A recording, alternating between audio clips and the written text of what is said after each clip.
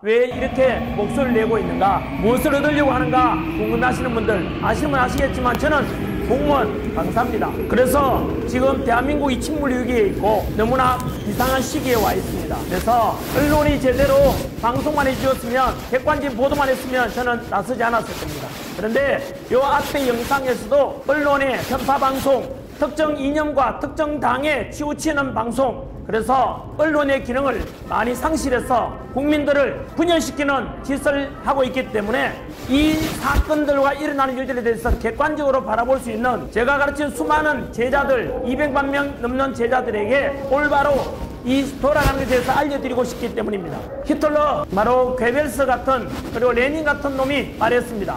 거짓말도 계속하면 진실이 된다고. 요즘 언론이 행하는 행태가 바로 그렇습니다. 그래서 많은 국민들이 속아 넘어가고 있고, 그래서 보다 강사로서, 학생을 가르치는 선생으로서 저는 오히려 욕먹어가면서도 진실을 알려드리고 싶습니다. 그래서 대한민국이 침몰하지 않고 국민들이 단합해서 더욱더 강한 대한민국, 그리고 통합되는 국민이 되기를 바라는 마음에서 이 영상을 찍고 있습니다. 오늘은 바로 제목 그대로 이번 비상계엄과 탄핵정국의 원흉이 바로 선관위라는 제목으로 준비했습니다. 실제로 12월 3일 비상계엄 때 알다시피 국회에 280명의 계엄군이 들어가고 선관위에 더 많은 297명의 계엄군이 투입되었습니다. 다들 어리둥절했습니다. 뭐 중앙선관위가 그렇게 문제가 많은가? 도대체 선관위가 왜?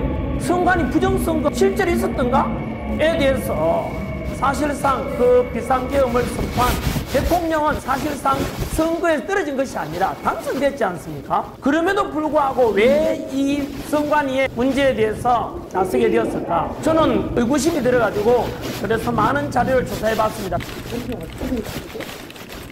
그런데 자료를 찾아보면 볼수록 경악을 금치 못했습니다. 아니, 대한민국 국민의 세금으로 운영되는 공무원이지 않습니까? 그 공무원이라면 당연히 비리가 있을 수 있고 또 부정이 있을 수 있지 않습니까? 그러면은 보통 상식적이라면 감사원에 감사를 받아봐야 되고, 또 뭐 북한의 해킹 위협이 있었다 치면은 국정원의 조사를 또 받아봐야 되는 게 당연한 거 아닙니까? 그런데 감사원의 감사도 거부하거나 또는 방해하고, 국정원의 조사 역시 마찬가지로 비협조적이었고, 이처럼 감사받지 않고 감시받지 않는 절대 권력은 당연히 절대 부패하기 마련이죠. 그래서 이 부정선거에 관한 것 이미 알다시피 야당 국회의원도 의혹을 제기했고 여당 국회의원도 제기했고, 심지어 대통령도 마찬가지로 이 부정선거만큼은 반드시 바로잡겠다고 계엄까지 선포하게 된 건 아닙니까?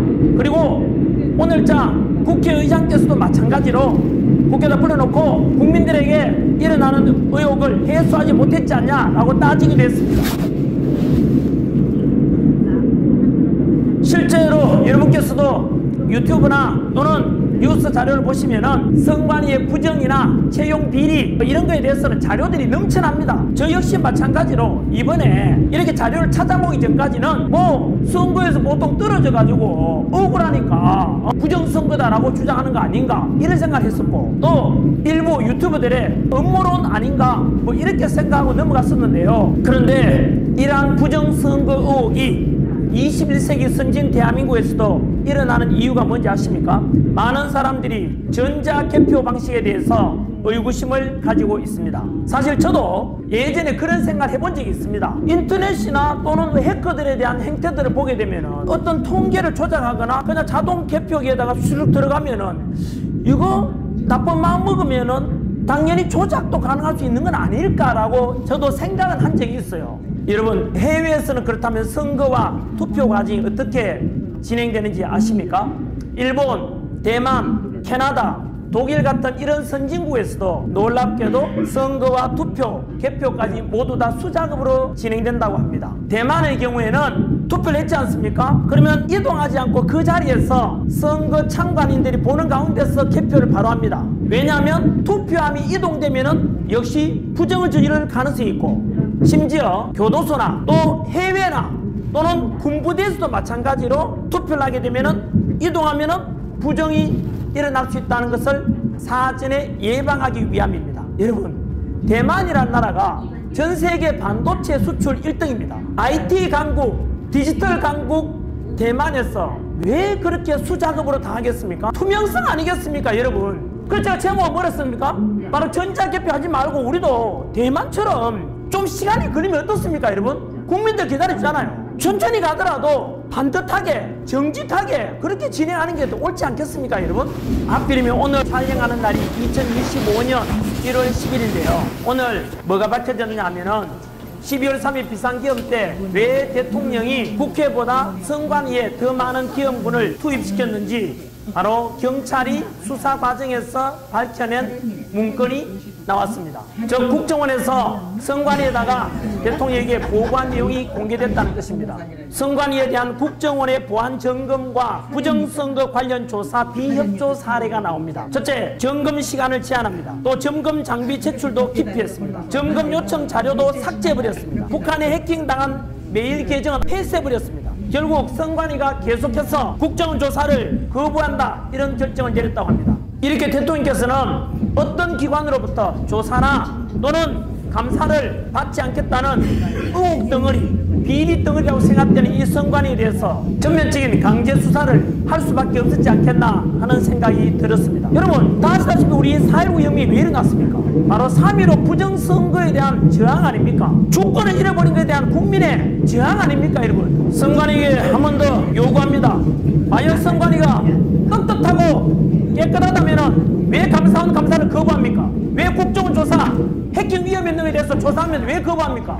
뭔가 캥기는 게 있고 뭔가 잘못이 있으니까 숨기려고 하는 거 아닙니까? 그럴수록 국민들의 의혹은 더 커지는 것 아니겠습니까?